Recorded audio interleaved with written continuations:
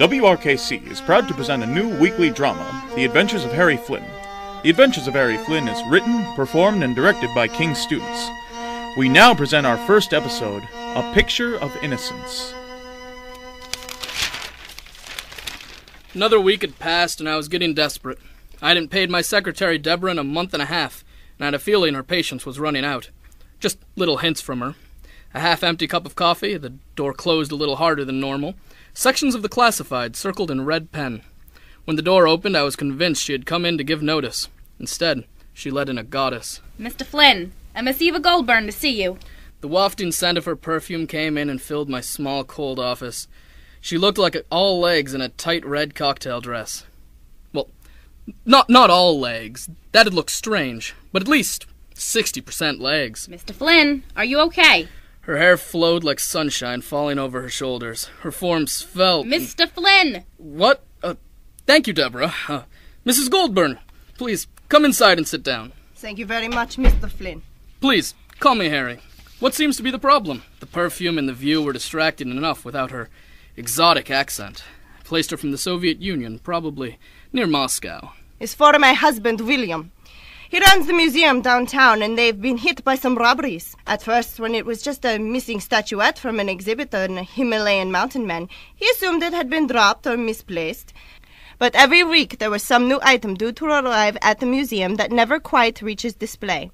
This time it's a painting of a young girl in a field, estimated to be worth over $800,000. He's worried, and already enough of his plate without this thief on the loose. If we don't figure out who's taking them, he'll lose his job. Well, it won't come to that, Eva. Do you have any leads? Anything suspicious about the museum?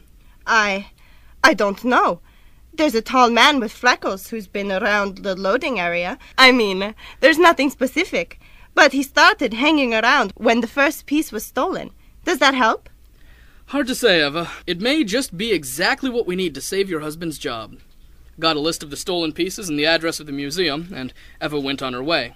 I left a minute and a congratulatory gin and tonic later. Was it a case? A real case? Looks like it. So I'm finally getting paid? Let's not jump to any conclusions.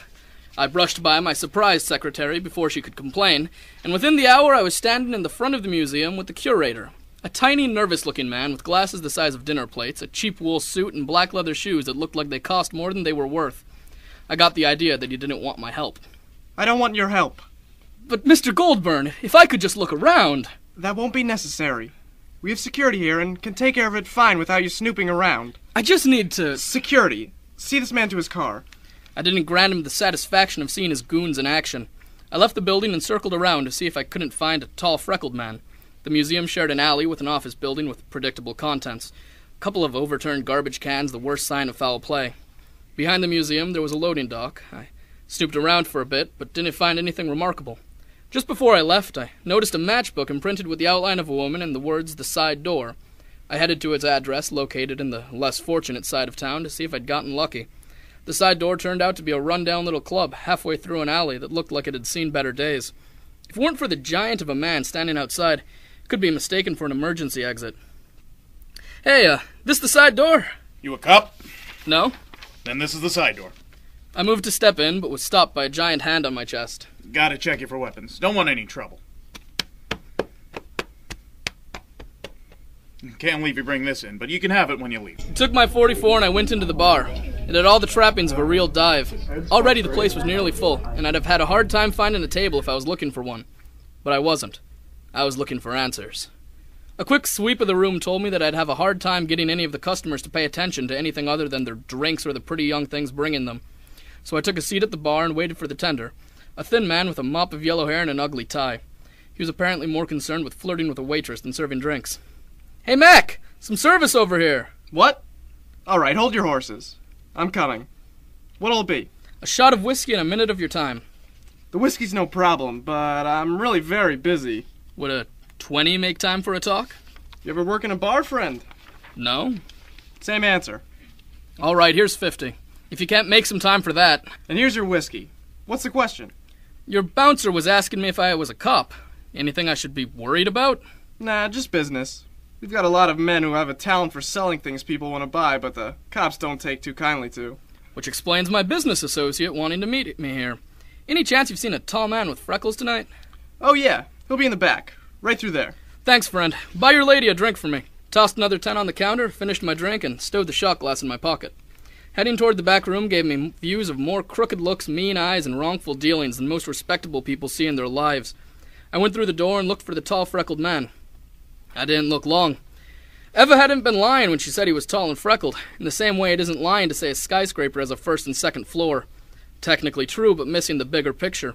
He was tall, and while tall covered his nearly 7 feet of height, it didn't address his shoulders, which were as broad as 3 normal men. His biceps were as thick as my thighs, and he had fists that largely resembled Christmas hams.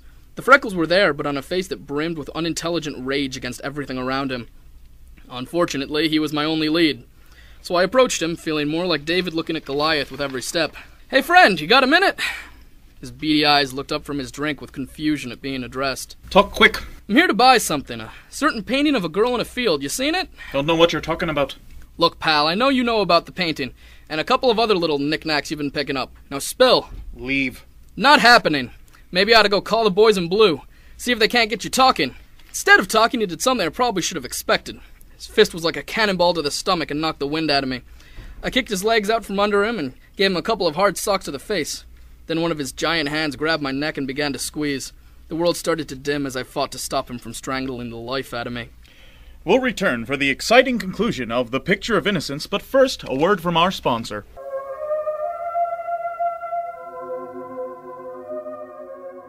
There are some smells that linger in women's imaginations.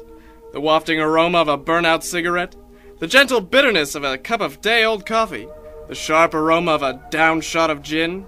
But sometimes, achieving these smells can take days upon days of little to no effort and hygiene. I'm not attracted to my man unless he smells like neglect. Well, ma'am, have we got a product for you? From the brilliant smellsmiths that brought you regret and disillusionment comes a new fragrance, neglect. Neglect starts with a clean top note of burnt cigarette butts and a stagnant puddle of water on a busy street. This leads into the powerful scents of gin, whiskey, and Jack Daniels, culminating with a base of soggy day-old coffee grounds. This scent is practically irresistible to women. That's how I like my men. Neglect. For men who want to smell like men.